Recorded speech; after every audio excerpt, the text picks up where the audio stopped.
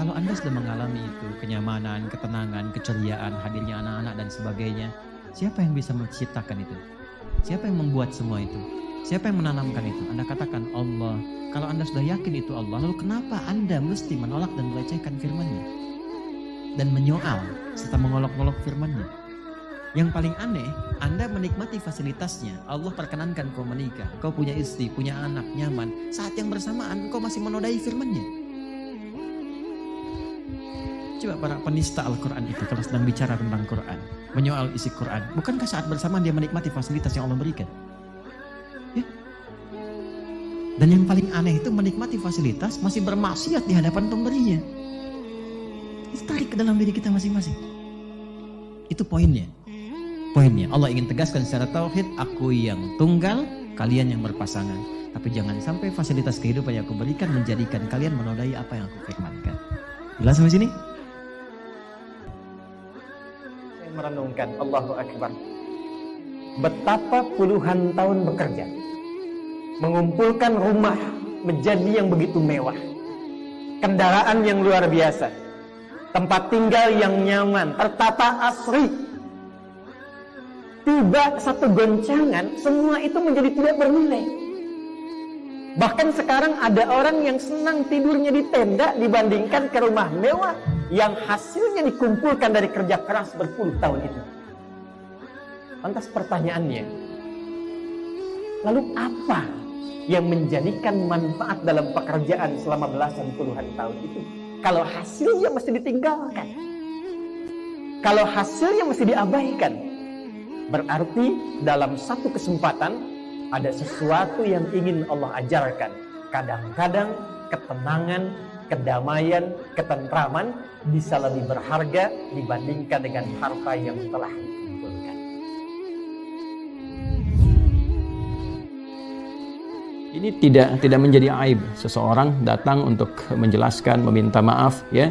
Dan ini justru akan mengangkat izzahnya di hadapan Allah Subhanahu wa taala, dan boleh jadi akan menyatukan kebaikan-kebaikan yang lebih baik dari yang selama ini pernah terjalin. Yang repot tuh begini, kadang-kadang mesti hati-hati ya pada dosa-dosa yang terkait dengan fitnah, tuduhan, menyebarkan hoax dan sebagainya. Sebab begini, ketika urusannya ini dengan si fulan selesai, biasanya agak berat mengklarifikasi kepada banyak orang. Dan itu tidak mudah dilakukan. Ya, memperbaiki dosa-dosa yang bersumber dari penyakit hati itu tidak sama dengan penyakit-penyakit fisik. Ya, Anda misal atau siapapun pernah menyebarkan hoax, ya, atau berita tidak benar atau fitnah terhadap si fulan misalnya. Andanya ke si fulan walaupun minta maaf, ya, tapi punya kewajiban mengklarifikasi pada orang banyak. Nah, ini biasanya nggak mudah dilakukan. Nah, ini pertanggungjawabannya berat juga gitu ya. Karena itu hindari dosa-dosa semacam itu. Jauhkan dari perbuatan hoax, menebarkan fitnah dan sebagainya, karena ini berat konsekuensinya di hadapan Allah Subhanahu wa taala. Tapi kalau sudah ada dorongan bagi kita untuk bertobat, manfaatkan. Karena kata Sayyidina Ali bin Abi Thalib radhiyallahu taala anhu, setiap nafas kita sesungguhnya adalah jalan yang mengantarkan pada ajal kita. Langkah kepada ajal kita itu setiap tarikan nafas kita. Maka pertimbangkan ya semuanya itu, jangan sampai berbuat sesuatu yang tidak baik, menyebarkan keburukan-keburukan apapun jenisnya. Pertimbangkan semua keterangan Nabi tadi, dan bila pernah terjadi segera selesaikan, baik itu hubungan dengan manusia, apalagi juga kaitannya dengan Allah Subhanahu wa taala. Jadi ketika disebut zauj itu sudah fitrahnya, bisa berpasangan kalau berbeda. Sama-sama manusia, tapi ada laki-laki, ada perempuan. Itu yang dimaksud Quran surah 49 ayat 13. Ya ayyuhan nasu inna khalaqnakum min dzakari wa untha. Bedanya mesti ada laki-laki, mesti ada perempuan, baru disebut zauj. Kalau laki-laki dan laki-laki bukan zauj namanya. Ya, perempuan dengan perempuan bukan zauj, makanya nggak bisa disebut pasangan. Jelas? Maka tidak dibenarkan dalam Islam pergaulan-pergaulan sesama jenis. Jelas? Yang dimaksud sesama jenis, yang dimaksud pergaulan sama jenis itu yang mengarahkan kepada hubungan-hubungan keberpasangan, seksualitas dan sebagainya. Artinya, laki-laki dan perempuan saja melakukan keberpasangan tanpa mengikuti petunjuk ayat sudah terancam. Apalagi laki-laki dengan laki-laki, perempuan dengan perempuan.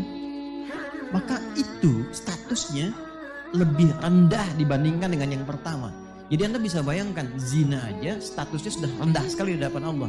Apalagi zina itu dilakukan dengan sesama jenis. Makanya wajar kalau bumi pun ikut marah, likuifasi. Habis semua. Ya, longsor. Tuh. Gempa. Banjir di mana-mana. Tsunami.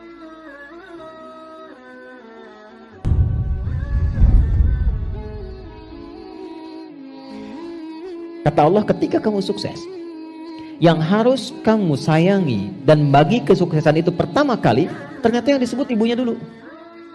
Ibunya. Bahkan kata Quran begini, maaf ya kalau bahasa bebasnya begini, barangkali engkau mengira kesuksesan itu engkau yang capai, tapi boleh jadi sahammu di situ cuma 30%. Ibumu yang menangis di setiap kesempatan malam memohon kepada Allah supaya engkau mendapatkan kesuksesan. Ayahmu yang serabutan bekerja, mencangkul, keriput, kerut telinga dan sebagainya supaya engkau sukses di kemudian hari. Karena itu, ketika seseorang sukses, bahkan dari syukur pertama kali di kalimatnya sebelum berbagi hartanya, itu diikutkan orang tuanya. Qala rabbi auzi'ni an ashkura ni'mataka allati an'amta 'alayya wa 'ala walidayya wa an a'mala salihan tardah. Ya Allah, bimbing hamba untuk mensyukuri semua nikmat yang engkau titipkan kepada hamba saat ini. Anda sukses punya rumah bagus, mewah, kendaraan baik, tampilan hidup enak. Berdoa ke Allah pengen syukur, diajarkan oleh Allah, ya Allah, bimbing hamba mensyukuri semua nikmat yang kau titipkan ini dan kepada kedua orang tua hamba. Maksudnya apa? Bimbing hamba supaya bisa membagi kebahagiaan ini untuk orang tua hamba yang mengarahkan hamba jadi seperti ini. Al-Quran itu, bukankah itu akan memberikan dampak kepada kita sampai meninggalkan dunia? Bukankah itu yang menjadikan kita terhormat di hadapan Allah? Bukankah itu yang menjadikan seorang hamba mendapatkan mahkota utama? Bukankah itu yang menjadikan seseorang mendapatkan kesempatan memberi syafaat untuk keluarganya? Jadi kalau barang dunia saja begitu diistimewakan, kenapa Al-Quran yang mulia dan agung tidak kita istimewakan? Betapa banyak saya seringkali bersedih melihat seseorang menempatkan Quran di tempat-tempat tidak terhormat, penuh dengan debu, tidak perhatian ketika mulai jilidnya terlihat mulai lapuk dan sebagainya. Di mana penghormatannya? Padahal Anda katakan itu naba'ul azim, sesuatu yang agung, yang tinggi. Kenapa ketika baca Al-Quran senyamannya saja? Mana adabnya? Anda menghadap orang tertentu yang terhormat, kata-kata Anda dijaga.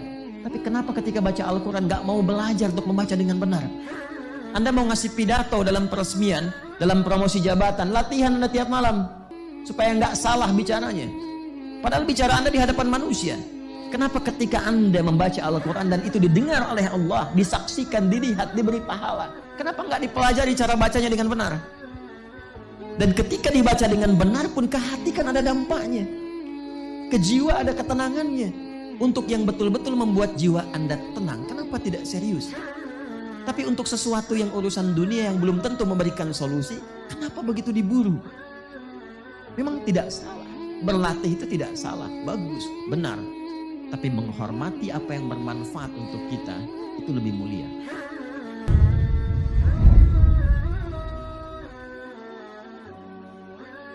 Mahasiswa yang beriman, yang niat belajarnya untuk ibadah, fajalasa ilan Nabi sallallahu alaihi wasallam, ambil saf depan, duduk depan dosen.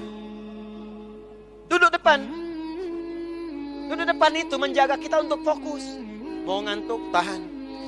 Mau senderan, susah. Mau bikin status, gak bisa depan dosen. Mau WA-WA-an, susah. Ya? Lalu apa yang terjadi? Kalau belum paham, tanya. Faqala ya Muhammadun akhbirni anil Islam. Tanya. Jadi depan itu jelas, terang kalimatnya. Kalimat-kalimat dosen yang mengajar sampai keterima dengan jelas. Kan gitu rumus bunyi ya. Panjang gelombang itu kan sampainya jelas ya. Ya, rumus mencari frekuensi N dibagi T, begitu kan? V. Ya, cepat lambat gelombang itu sama dengan lambda panjang gelombang V dikalikan frekuensi. Betul ya? Nah, mencari frekuensi N dibagi T gitu kan? Ya, maksudnya apa? Ini cepat lambat gelombang ya. Misal 100 nih meter per second. Panjang gelombangnya cuma 5. Cara mencari F-nya bagaimana? V dibagi dengan lambda, 100 bagi 5, 20, ketemu 20 Hz. 20 Hz itu kan paling kecil. Ini kalau mic-nya mati, Yang sana nggak kedengaran, sini yang jelas.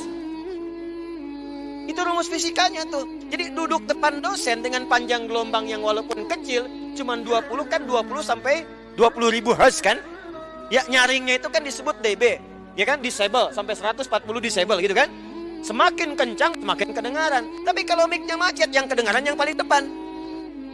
Itu rumus hadis Sahih Muslim nomor 8 diterjemahkan dalam rumus fisika. Paling depan jelas, terang, kencang, ngantuk ditahan, bikin status gak mungkin. Ini duduk paling belakang, gak pernah nanya. Datang kadang titip absen. Hari-hari ujian, pinjam catatan teman, kopi deh. Sistem SKS, sistem kebut kadang sejam. Makanya ilmunya nyangkutnya cuma sejam di kepalanya. Lulus ujian lupa. Itu. Jadi teman-teman, kalau orang tua masih hidup, apa yang bisa dipersembahkan walau tidak diminta? Sedang ada masalah misalnya kan, mohon kebaikan pada Allah, bikin makanan datang pada orang tua, minta doanya. Jadi sederhana tapi dalam, minta doanya. Ada kitab namanya Al-Adabul Mufrad karya Al-Imam Al-Bukhari. Dikisahkan seorang berkonsultasi pada Ibnu Abbas radhiyallahu taala anhuma, pengen taubat, dosanya banyak. Apa jawab Ibnu Abbas? Ibu masih ada nggak? Ada katanya. Udah, pulang aja, berbakti pada ibumu. Sayangi ibumu, buat beliau merasa senang terus. Nanya lagi orang ini, kenapa mesti ibu?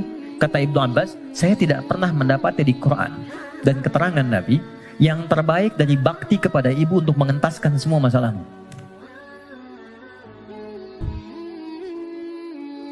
Ini gelas masih terbuka. Gini, saya bisa masukkan apapun, spidol, pena. Tapi kalau mulai itu tersekat begini, apa yang bisa dimasukkan? Kalau sekatnya masih tipis, mungkin masih bisa ditembus. Sepanjang tajam permohonan, air mata keluar, bermohon dengan lembut dan lirih, masih bisa tembus. Tapi kalau yang menutupnya semakin tebal dan kuat, bagaimana bisa tembus? Maksiat yang membuat kita terhubung, buruk, jelek sinyalnya, koneksinya bahkan terputus dengan Allah, itu yang menjadikan sekat-sekat yang menghambat cawan hati kita untuk menerima pengabulan doa dari Allah Subhanahu wa taala. Maka tadi saya katakan di awal, bagaimana ada orang punya hubungan yang kurang baik dengan Allah, saat yang bersamaan dia berani meminta. Bersyukurnya Allah punya sifat Rahman dan Rahim yang masih menampung permintaannya dan mengabulkan. Cuman hamba itu yang harus membuka sekatnya dulu supaya pengabulan itu bisa masuk ke dalam dirinya. Jadi sifat Rahman Allah menjadikan doanya tetap dikabul. Cuman mental. Ya Allah Maha Adil, tetap memenuhi janji, diminta diberikan, cuman terpental. Karena apa? Sekatnya belum dibuka. Nah, untuk membuka sekat itu dan dibangun kembali hubungan baik, itu yang disebut dengan takwa namanya. Ya.